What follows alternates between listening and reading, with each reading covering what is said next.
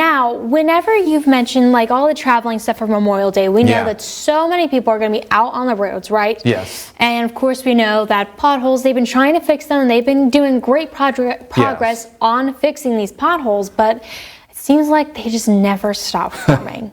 Yes, and there was an event back in the middle of the winter that helped produce the potholes that we're seeing. Now, potholes are a work in progress. They don't just all of a sudden form. They were small at first, and they grow and grow and grow. So here's a little primer on how they form and the event that kicked them off this past winter. Melted snow and ice easily find their way into the pavement.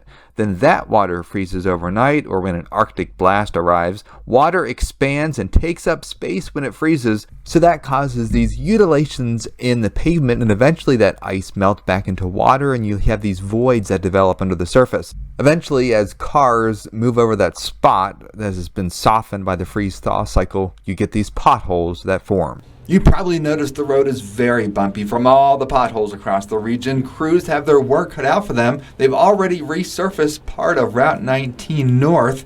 The potholes are bad. Route 19 South, they have their work cut out for them for sure.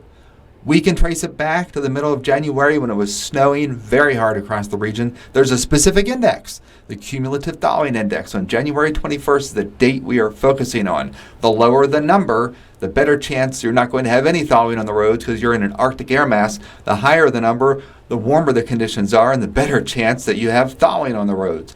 January 21st, we were in a bitter Arctic air mass, absolutely no thawing on the roads.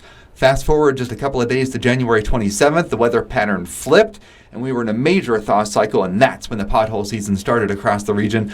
So you will have to give crews plenty of time to work through the pothole repairs this summer, so just be very patient as we start the Memorial Day holiday weekend and the travel season gets underway. Chief Meteorologist Chad Merrill for Newswatch.